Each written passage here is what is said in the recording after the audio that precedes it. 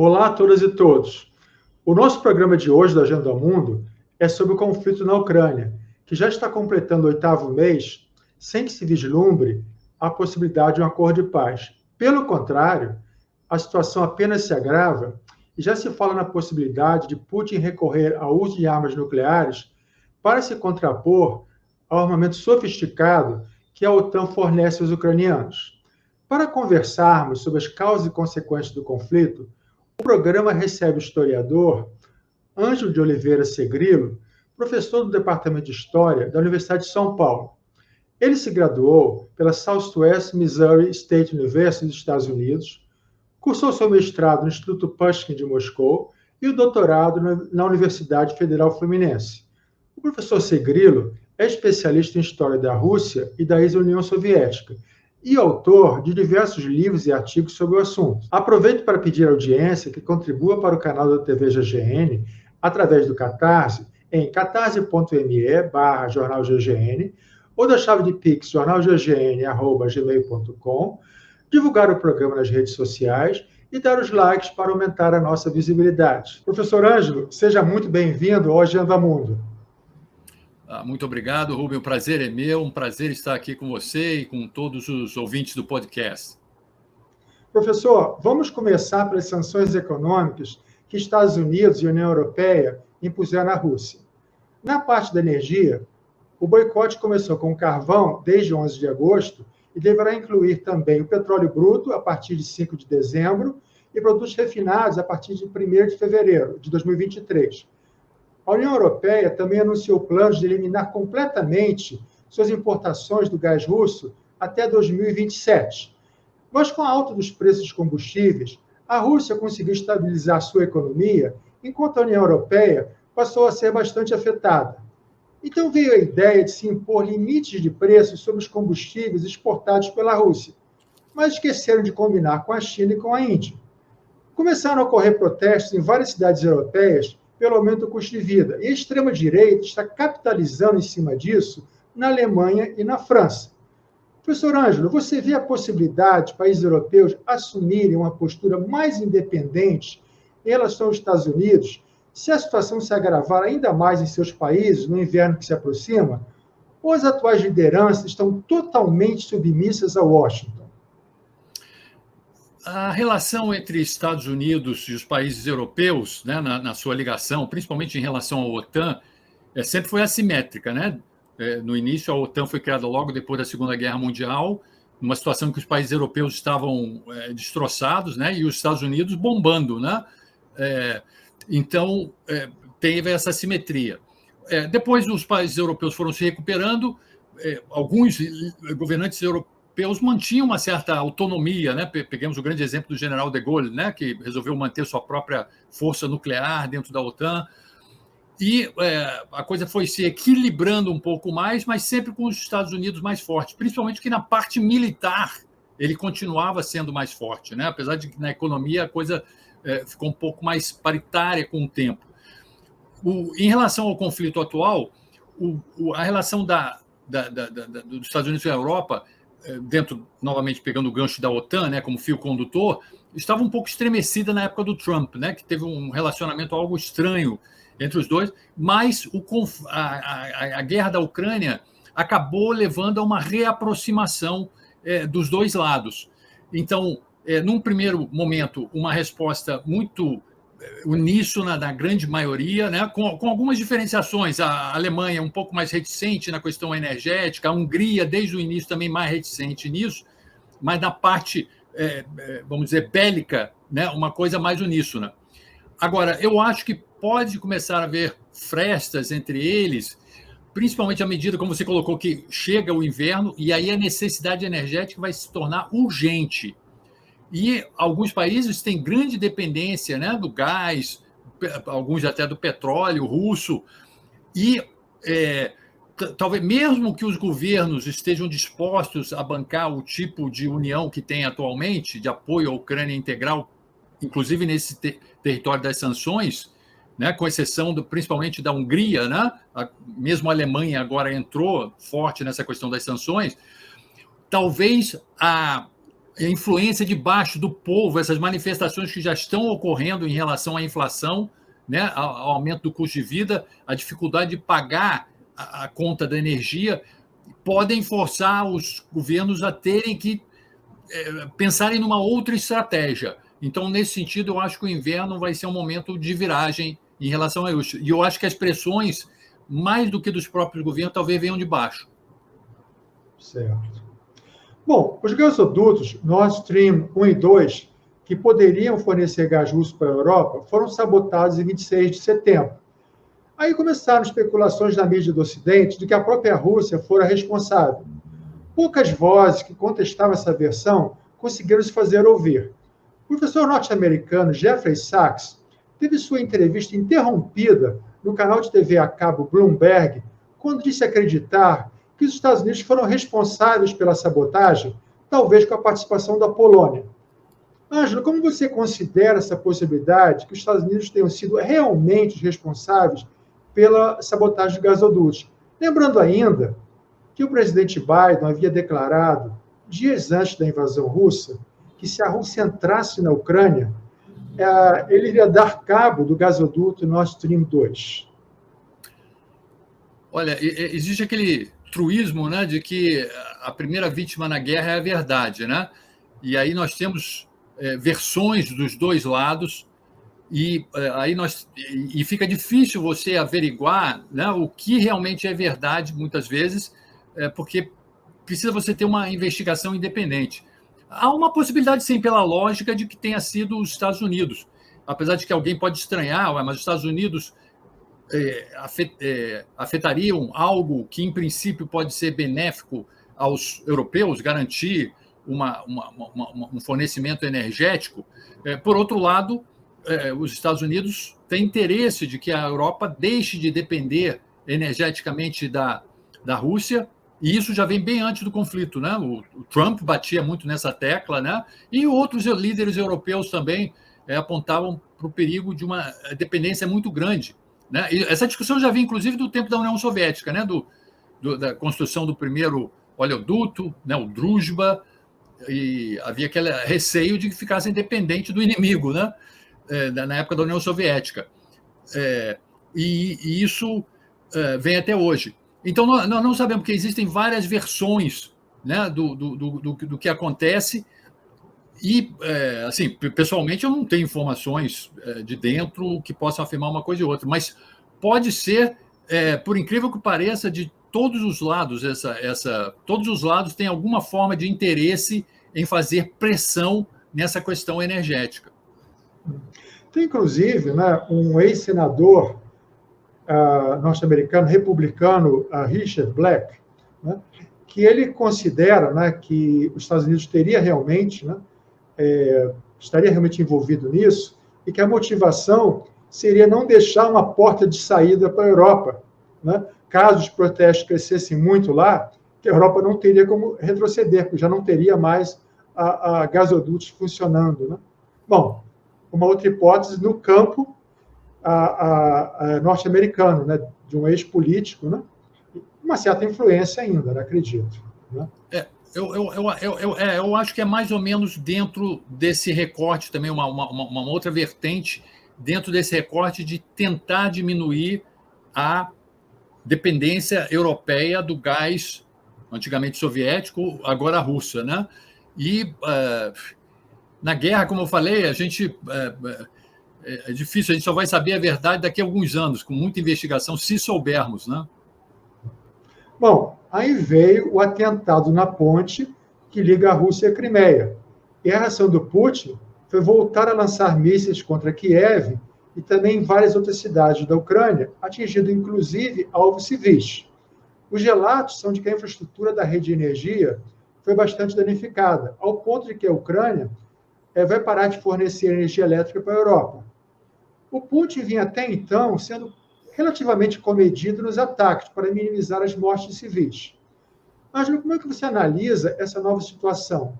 Até onde você acredita que o Putin esteja disposto a ir para não perder a guerra? A questão da ponte da Crimeia, a Crimeia em si é um ponto muito sensível, né? porque foi o grande ponto sensível de 2014, porque na Crimeia, a Crimeia tinha sido historicamente russa até 1954, né, quando foi passada por um decreto do Khrushchev da Rússia para a Ucrânia dentro da União Soviética, mas principalmente a Crimeia era a região na Ucrânia onde os russos eram realmente mais de 50% da população.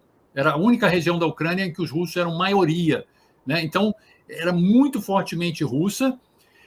E também foi talvez a coisa mais imediata, era a sede da frota de navios russos de água quente. Então, era fundamental. Naquela confusão de 2014, Putin quis garantir imediatamente, né, a segurança da sua frota de água quente. E a ponte, em especial, é uma coisa muito especial para o Putin, porque foi a criação dele, né, inaugurada em 2018. Na inauguração da ponte, ele foi, pessoalmente, ele dirigiu o primeiro caminhão que atravessou a ponte, né? Então, ele sempre deixou muito claro que aquele era uma grande obra dele. Então, vê-la sendo atacada era não só porque a ponte é importante, né, de transporte de tudo, não só de alimentos, etc., mas de armas também. Mas também porque era um símbolo, né, de que a Crimeia, que ele já tinha dito que estaria para fora dos limites, né, tinha sido atacado.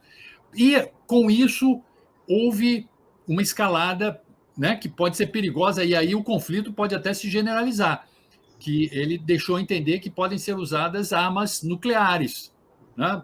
Subtende-se que são armas táticas, né? Não são aquelas armas estratégicas que causam uma destruição imensa e uma grande nuvem radioativa, são aquelas que têm uma radiação menor, né? Espalham menos radiação e podem destruir alvos limitados. Isso aí vai ser uma escalada forte, porque a gente pensa, mas ele vai estar usando só armas táticas limitadas e somente contra a Ucrânia. Mas, como eu sou historiador, a gente sabe que as guerras, muitas vezes, elas escalam rapidamente, né? Então, aí vai ser uma grande preocupação para todos nós. Às vezes a gente aqui do Brasil acha que aquele conflito é longínquo, não nos afeta, né? Pela economia, nós já estamos vendo que nos afeta, né? Porque a inflação no mundo inteiro subiu em grande parte por isso. Mas esse outro passo pode ser realmente perigoso para todos. E nós temos que tomar cuidado com isso. Eu estava lendo um artigo recente do analista Scott Ritter.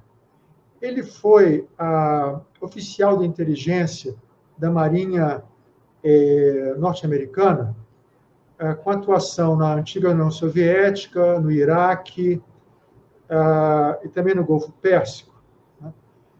Ele ressalta que a Rússia lá tem um protocolo para uso de armas nucleares, né, que só em duas situações, né, que poderiam ser usadas, que é se ela for atacada em resposta a um ataque, então não é nem preventivo, é em resposta a um ataque, e se um ataque nuclear, né, e num ataque convencional, se o Estado russo estiver ameaçado.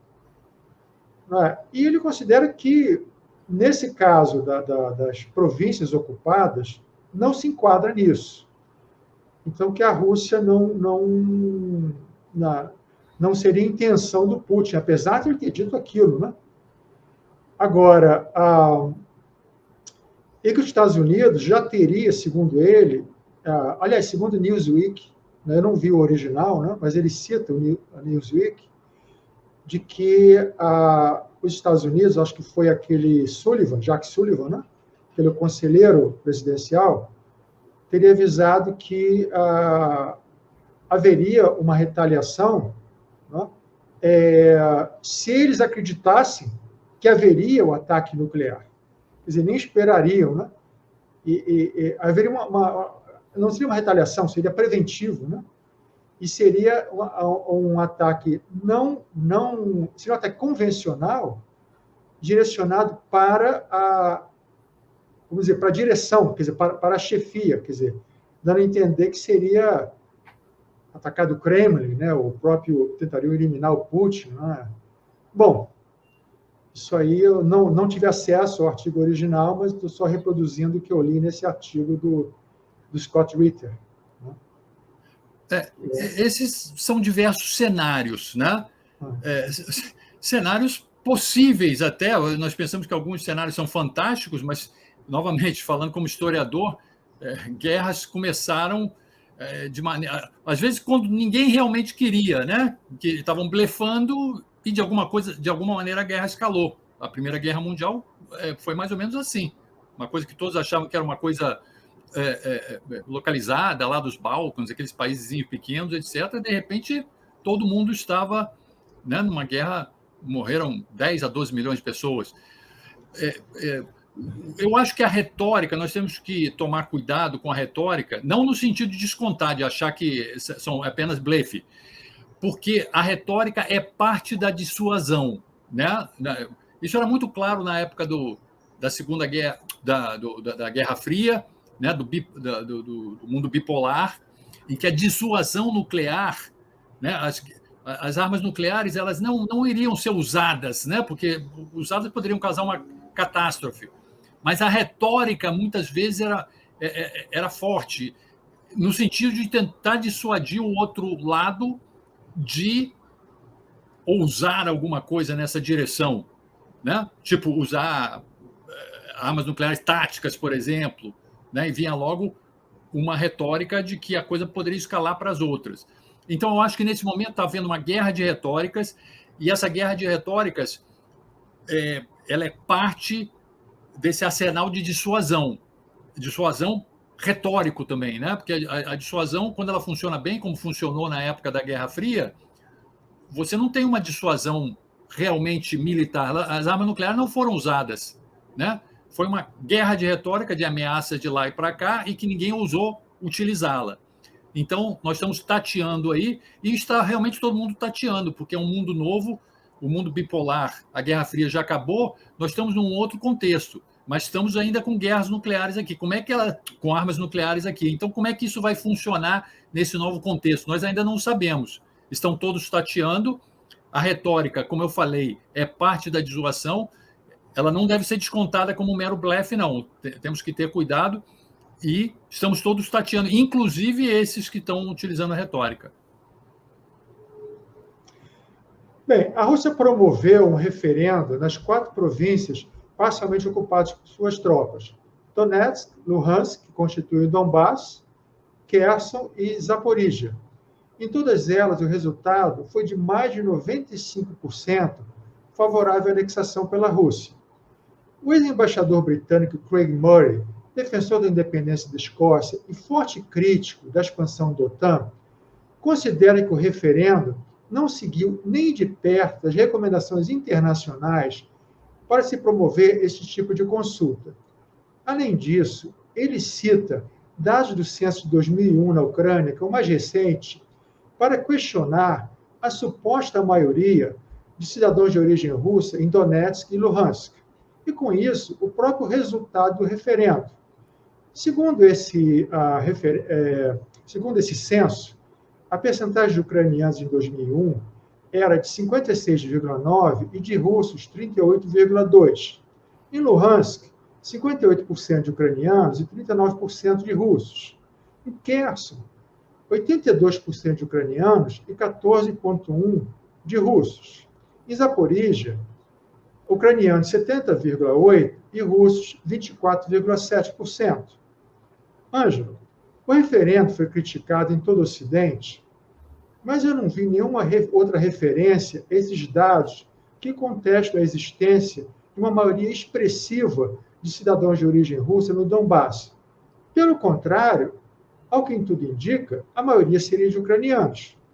Como você vê essa questão e também sobre as condições em que o referendo foi realizado? Essa sua pergunta é muito interessante e ela tem várias esferas diferentes.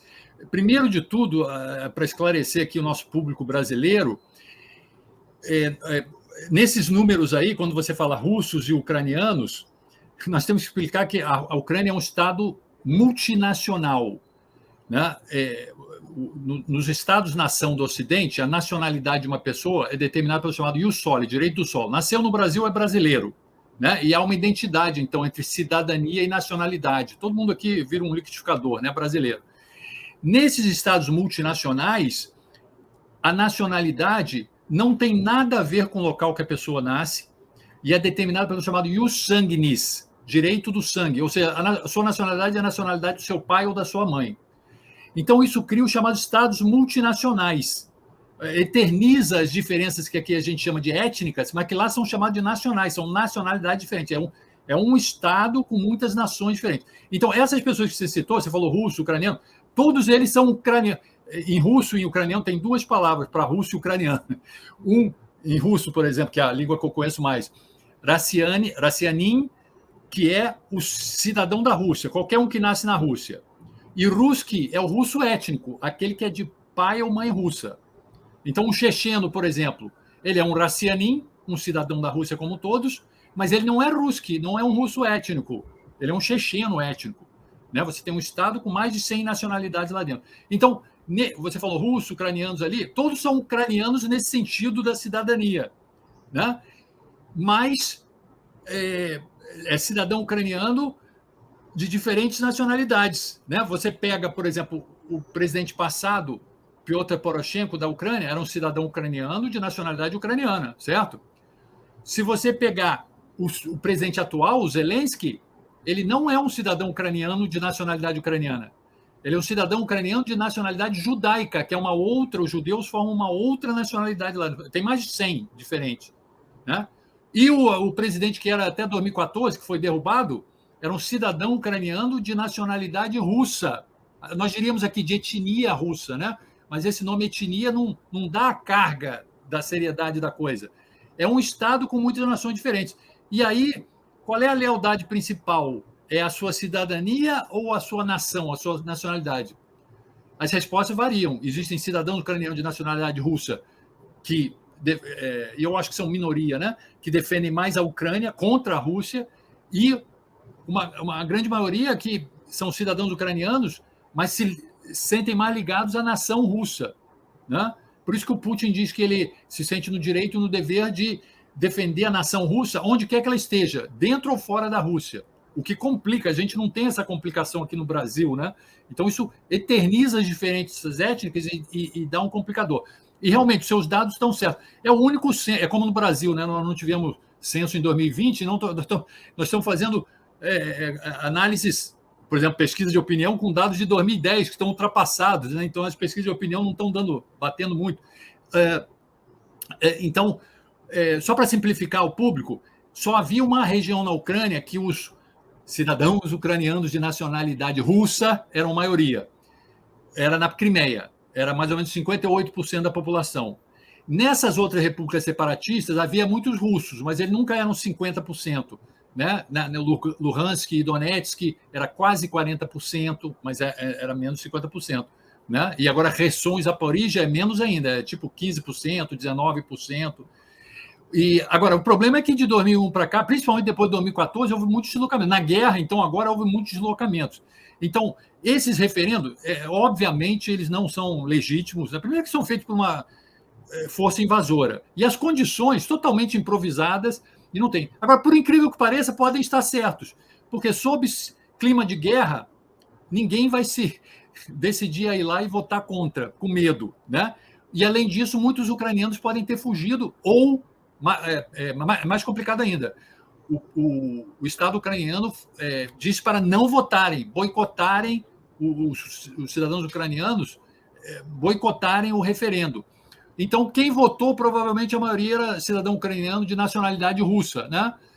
E até pode ter sido verdadeiro esses 95%, né? Porque só ia votar lá, né, quem era a favor do referendo, porque os outros ou tinham medo ou também até obedecendo o boicote do governo central. Mas eu queria chamar a atenção nessa questão aí, mais do que a avaliação, né? É essa coisa que é muito pouco conhecida no Brasil, dos estados multinacionais. São estados com muitas nações diferentes dentro dela. Todos duas têm mais de 100 nações diferentes. Como eu falei, ucranianos, judeus, russos, bielorrussos, muitos outros, finlandeses, brasileiros, tem brasileiros lá, cidadão ucraniano de nacionalidade brasileira, que continua valendo. Né?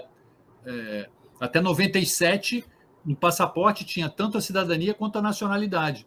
Então, isso eterniza essas diferenças étnicas e complica, né, essas lealdades. Na Crimeia, estou lembrado que tinha, nesse referendo, também acho que foi de 2001, né, indicou que tártaros, a presença dos tártaros, algo como 10%, alguma coisa assim. Quer dizer, uma minoria significativa de tártaros na Crimeia. Isso. Bom, antes de abordarmos as causas do conflito, né, eu pediria que você voltasse mais no passado, para nos explicar as origens do sentimento antirrusso na região oeste da Ucrânia, que permanece até os tempos atuais. Desde quando vem, né, esse sentimento antirrusso no passado? Para nós conhecemos pouco, até da história da Rússia, né? Ainda mais da Ucrânia, conhecemos menos ainda aqui no Brasil, né? E como é complicada a situação naquele país. Primeiro de tudo, chamo a atenção, a principal complicação e muito da causa desse conflito é essa questão do Estado multinacional. Além de ser um Estado que tem mais de 100 nacionalidades diferentes dentro dela, né, e as duas principais estão em conflito, né, a Rússia e a ucraniana, cidadãos ucranianos de nacionalidade russa contra cidadãos ucranianos de nacionalidade ucraniana, tem uma outra clivagem também. Historicamente, os russos... vou tentar 1000 anos de história aqui em 2 minutos. Russos, ucranianos e bielorrussos, originalmente eram um povo só, digamos assim, era uma série de tribos que estavam num estado só, que era o chamado Estado Kievano, que existiu do século IX ao XII, que era uma confederação solta de cidades e estados, tipo a Grécia Antiga, com vassalagem ao grande príncipe de Kiev, né? Naquela época ainda não havia essa diferenciação. Depois houve um domínio mongol de 2 séculos sobre aquela região. E depois que os mongols foram expulsos, durante o domínio mongol, russos, ucranianos e belorussos foram se diferenciando. E depois do domínio mongol, a partir do século XV, o destino de russo e ucraniano foi muito diferente. Os russos construíram um grande império próprio, né, tiveram um estado próprio, um grande império próprio, mas os ucranianos não conseguiram criar um estado próprio. Eles foram... a Ucrânia atual foi retalhada entre vários impérios. Rússia, Áustria, Polônia, parte do Império Otomano. Assim, estrito senso, um regime, um Estado independente, os ucranianos só conseguiram em 1991, dezembro de 91, com a dissolução da União Soviética. E aí foi criado um Estado ucraniano independente e estável, né? Porque houve um Estado ucraniano durante a Revolução 17, ali naquela confusão da Revolução 17, de 18 até 20, houve um Estado ucraniano ali meio improvisado, mas que logo foi dominado pelos bolcheviques, né? Então não teve grande estabilidade. Então, estrito senso, um Estado próprio estável, a Ucrânia só obteve em 1991. Né? E, como eu falei, a Ucrânia esteve dividida entre vários impérios. Uma parte ficou ligada à Rússia, no Império Russo, mas tinha outra que ligada a outros impérios, principalmente a região da Galícia e a região da Volínia Ocidental. São as partes mais ocidentais da Ucrânia, que nunca pertenceram ao Império Russo. Elas eram ligadas mais à Áustria e à Polônia. Então, tinham mais influência do Ocidente, influência do catolicismo polonês. Houve a criação de uma igreja católica naquela região, católica que seguia os ritos lá ortodoxos, né? Então, por isso é que naquela região ali mais ocidental, né, que é a Galícia e uma parte da Volínia, os sentimentos antirrussos são muito mais fortes, porque eles só foram fazer parte do Império Russo nunca. Foram anexados à União Soviética depois da Segunda Guerra Mundial, né? Então, ali o sentimento antirrusso é muito mais forte, a cultura não tem nada a ver com a cultura russa. Como eu falei, tem uma igreja que é ligada à Igreja Católica, apesar deles fazerem uma adaptação, né, para ritos tipos ortodoxos, mas é ligada à Igreja Católica. Então, por isso ali o sentimento é muito mais forte. E por isso que eu falo, a Ucrânia, além de se dividir em nações, tem uma parte mais a leste que é mais ligada à Rússia. Mesmo os cidadãos ucranianos de nacionalidade ucraniana, dessa parte leste, eram muito favoráveis à Rússia. Agora, isso mudou depois de 2014, depois que houve aquela anexação ali. Aí, mesmo os cidadãos ucranianos de nacionalidade ucraniana do leste, que tinham simpatia pela Rússia, a grande maioria se voltou completamente ao Ocidente. Uma das coisas que deu errado na invasão do Putin foi que esse pessoal que tinha certa simpatia à cultura russa, muitos eram bilíngues, casamentos interétnicos ligados com russos, alienou. Né? Eles estão em ocupação hoje, mas totalmente alienados. E aquele pessoal da parte mais ocidental, que sempre foi mais ligado ao Ocidente, continuou mais radicalmente ainda ligado ao Ocidente. Então, a Ucrânia é uma grande complicação, hein? Mais de 100 nacionalidades lá dentro, e essa divisão de clivagem também entre Ocidente e Oriente. Agora, como é que aquele presidente conseguiu se eleger, o Viktor Yanukovych, como é que ele conseguiu se eleger, tendo ele origem russa? Viktor Yanukovych, né?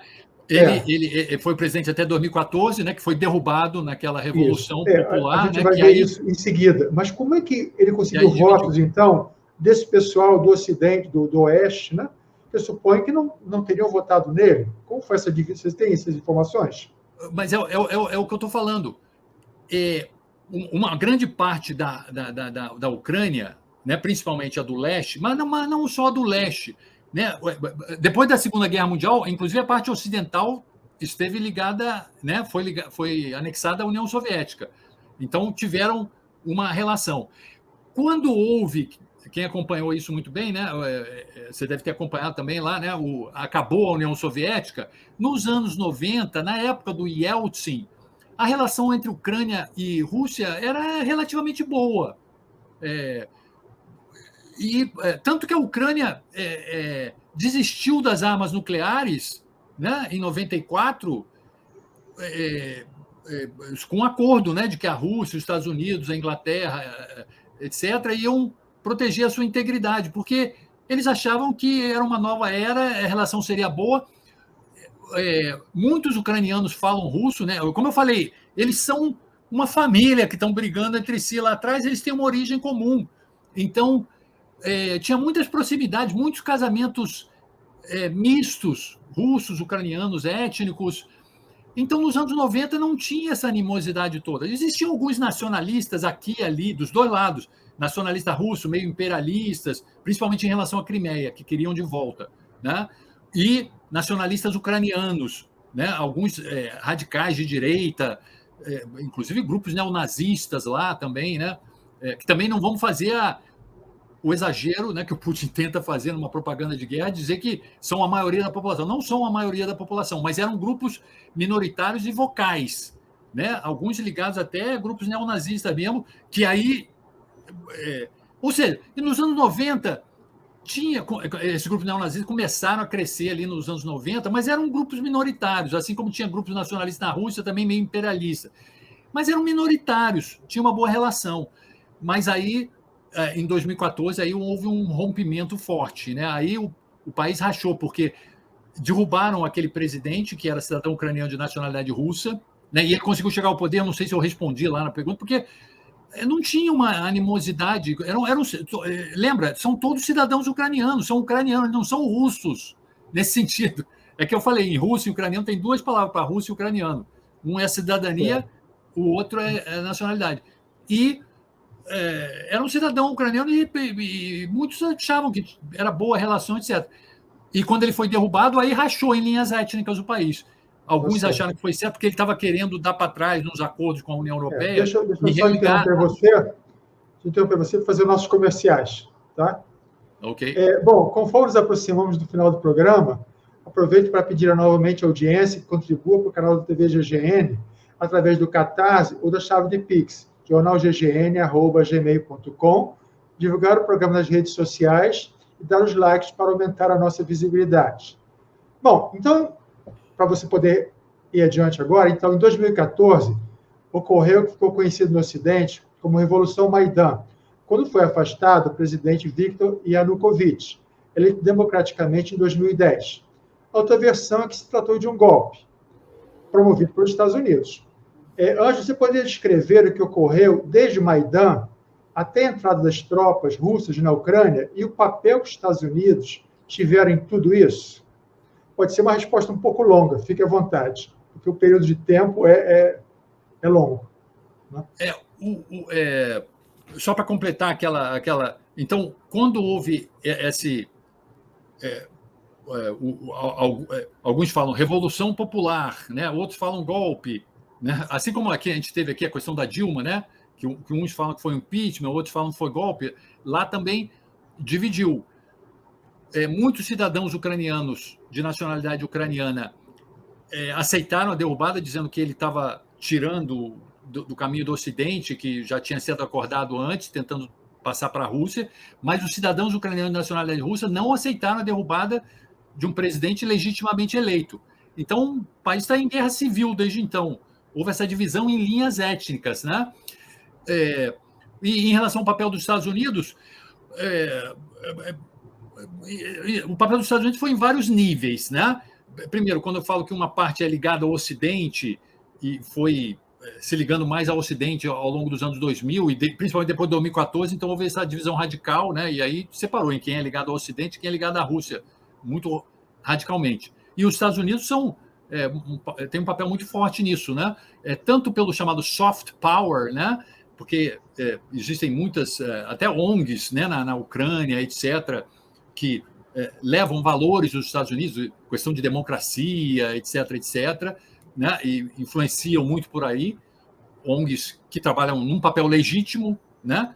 Até também várias formas de tentar desestabilizar, em 2014, o regime do Yanukovych, né? Então, existe todo esse espectro aí de influências. Eu não acho assim que os Estados Unidos derrubaram o Yanukovych. Eu não acho que é isso, né? Assim como eu não acho, por exemplo, que foi uma conspiração dos Estados Unidos a derrubada da União Soviética.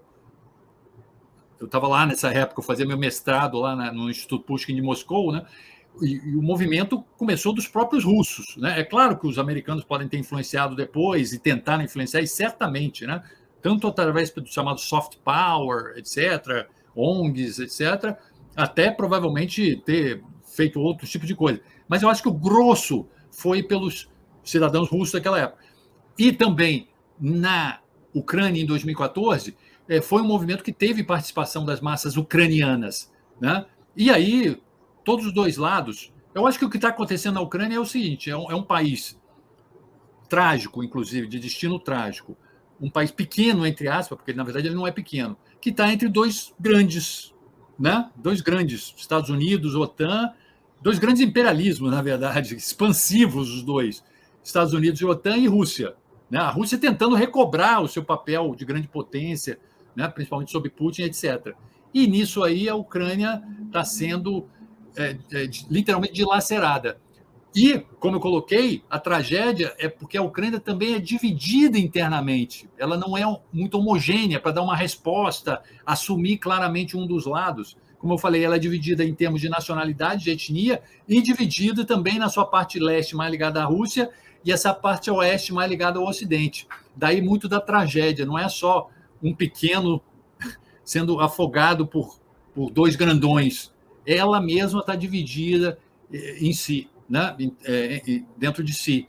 E aí existem influências dos dois lados, tanto através de soft power mais ou menos legítimo, né? Tanto os Estados Unidos quanto a Rússia subvencionam ONGs, subvencionam estações de rádio, estações de TV, etc., quanto o jogo de espionagem mesmo, coisa por baixo, e o resultado é o que nós estamos vendo hoje.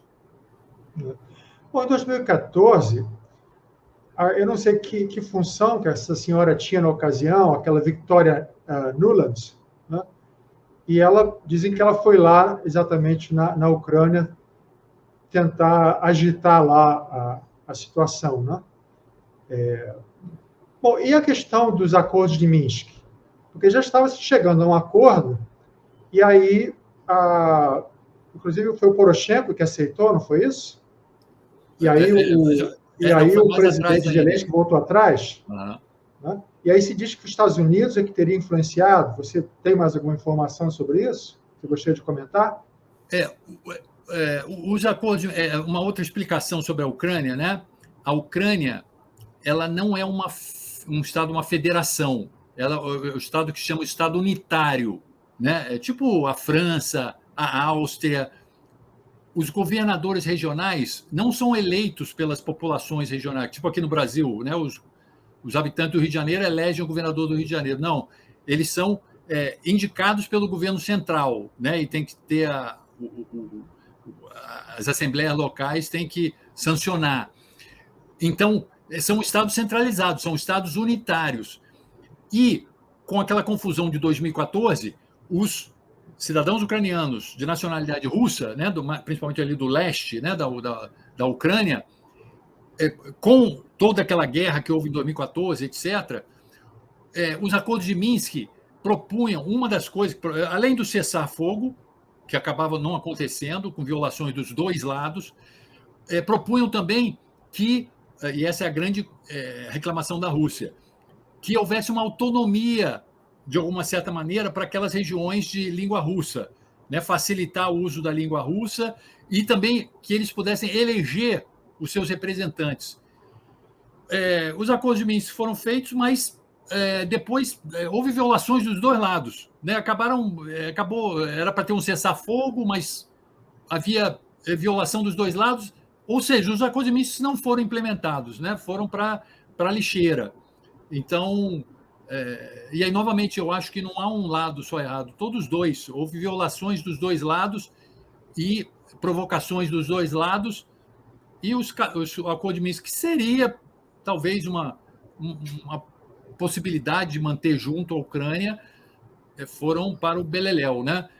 Talvez a Ucrânia, o Samuel Huntington, naquele livro dele, Choque de Civilizações, escrito ainda na primeira metade da década de 90, meio que previu isso. Ele, falando sobre a Ucrânia, falou que a Ucrânia é algo esquizofrênica e é uma possibilidade que depois ela rache com o tempo, né? Na sua metade ocidental, mais ligada ao Ocidente, e a Rússia.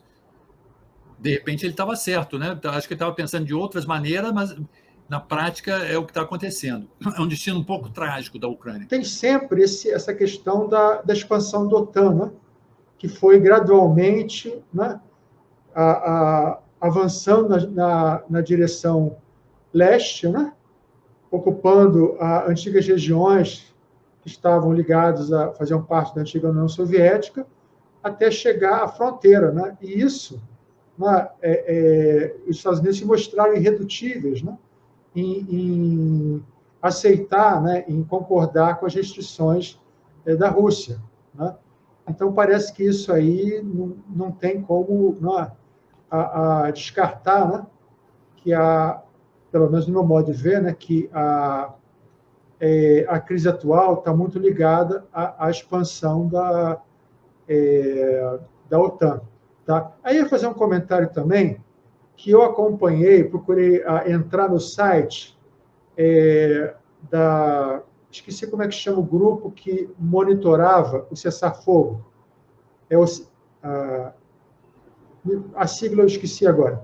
Eu acho que é OSCD, não estou lembrado, alguma coisa de segurança europeia. Né? Eu esqueci a sigla. OSCE. Né? Tá. CE, né?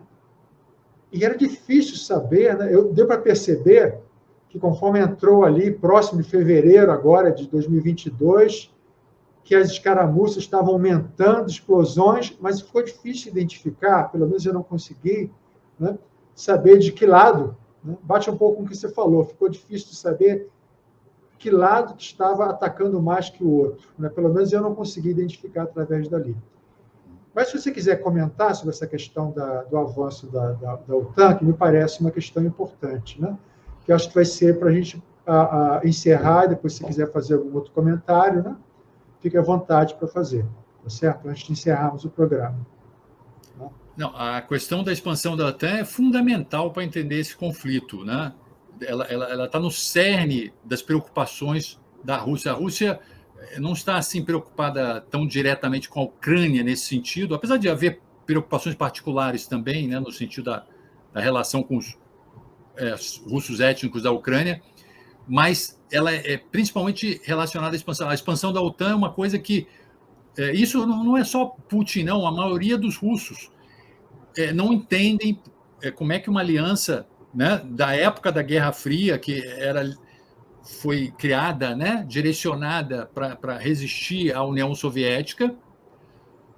Depois que acaba a Guerra Fria, não tem mais União Soviética, essa aliança não encolhe ou desaparece. E não só não encolhe, não desaparece, mas continua, expande e, coincidentemente, em direção à Rússia. E isso para os russos, não, como eu falei, não é só o Putin, não. A expansão da OTAN não é um problema do Putin, ela começou antes do Putin chegar ao poder, começou ainda na época do Yeltsin, e o Yeltsin era muito pró-ocidental, né? E próprio Yeltsin não entendia essa questão da expansão da OTAN, acusando os americanos. Ele tentava ter um bom relacionamento com Clinton, né? Mas nesse ponto, no final, ficou muito amargo o relacionamento dos dois, exatamente, né, pela questão da expansão da OTAN, que os russos não conseguem entender. Uma aliança militar da época da Guerra Fria deveria desaparecer depois da Guerra Fria e não aumentar, expandir, e ainda mais em direção à Rússia, numa época, nos anos 90, em que a Rússia estava bem pró-ocidental, né? E foi realmente um tiro que saiu pela culatra. Eu estava lá nessa época, inclusive, fazendo a minha pesquisa de doutorado, exatamente em 97, 98, quando foi decidida essa expansão da OTAN, né, a primeira onda de expansão em 99, e eu vi como é que os russos, primeiro, ficaram literalmente paus da vida, e uma coisa, o próprio George Kennan, né, que ele que criou aquela doutrina da contenção, etc., ele escreveu um famoso artigo no New York Times, nessa época, em 97, dizendo que a expansão da OTAN ia fortalecer as forças anti-ocidentais dentro da Rússia. Eu vi isso acontecer na minha cara. As pessoas diziam, o Yeltsin está servindo de palhaço, né? Os próprios ocidentalistas do Yeltsin começaram a ficar, né? E o pessoal que é anti-ocidental, etc., então teve muita força, porque parecia que a Rússia estava querendo seguir o caminho do Ocidente, se aproximar do Ocidente, e o Ocidente dando patada, né, literalmente, com uma aliança militar. Então, o que o George Kennan falou em 97, eu vi acontecer nos meus olhos. Os grupos anti-ocidentais começaram a aumentar a sua popularidade por causa da expansão da OTAN. Isso é uma coisa que tem que ser... Foi uma decisão errada na época, né? Logo que acabou a Guerra Fria, houve divisão dentro do governo americano o que fazer, né? Entre aqueles que... ninguém nunca chegou a propor, eu acho, o fim da OTAN, mas havia aqueles que queriam um crescimento lento da OTAN, ou uma diminuição, ou formação só de parcerias, e aqueles, a linha dura, que queria aproveitar o momento de fraqueza da Rússia e fazer... Eles disseram, esse é o momento de expandir a OTAN, né? Então, e essa linha ganhou. O Clinton, principalmente depois de 94, em que houve as eleições lá, que os republicanos ganharam, né, o Congresso, e aí puxaram uma linha mais dura em relação a isso, e o Clinton, meio que para conseguir sobreviver politicamente, seguiu nessa linha, e é uma linha que eu considero errada, porque aí aumentou os dissabores entre Rússia e Ucrânia. Naquela época da primeira expansão, onda de expansão em 99, a Rússia estava fraca economicamente, o Yeltsin não podia fazer nada. Mas depois que a Rússia se recobrou economicamente, ela resolveu bater de frente. E nós temos o resultado de hoje, que estamos vendo aí. Tá, e você gostaria de acrescentar mais alguma coisa antes de nós encerrarmos? Eu só recomendo a todos que leiam sobre essa questão dos estados multinacionais na Ucrânia, que é um estado com diferentes nações dentro, né?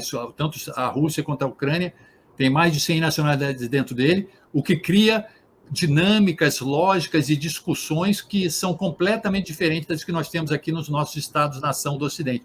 Para entender a situação lá, as pessoas têm que entender como é que funciona aquele estado multinacional, em que a nacionalidade de uma pessoa é determinada não pelo local de nascimento, como aqui no Ocidente, mas pela nacionalidade do pai ou da mãe, eternizando as diferenças étnicas e criando um estado que tem muitas nações diferentes dentro dele. Em algum de seus livros, você publicou sobre isso, escreveu sobre isso? Se quiser mencionar, pode eu recomendaria, aqui.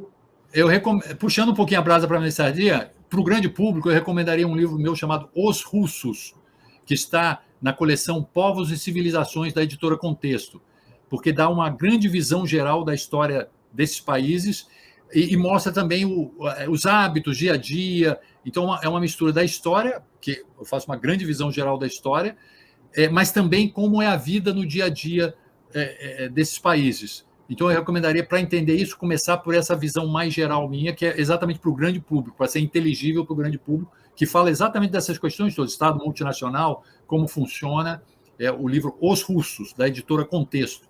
Eu já ia perguntar qual é a editora, tá certo. Bom, então, eu queria agradecer muito a sua presença no Agenda Mundo. Sou eu que agradeço o convite, Rubem. Se o público não sabe, nós fomos colegas de universidade lá atrás, né, na Universidade Estadual do Norte Fluminense, e foi um prazer retomar o nosso contato aqui. Depois de quantos anos? 30 anos? Não sei, mais ou menos isso. Não vamos nem falar disso, não, que estamos entrando, já estamos deprimidos por causa da guerra, aí entraremos numa depressão ainda maior. Tá certo. Bom, então eu aproveito também para despedir da audiência, né, e até o próximo programa do Agenda Mundo.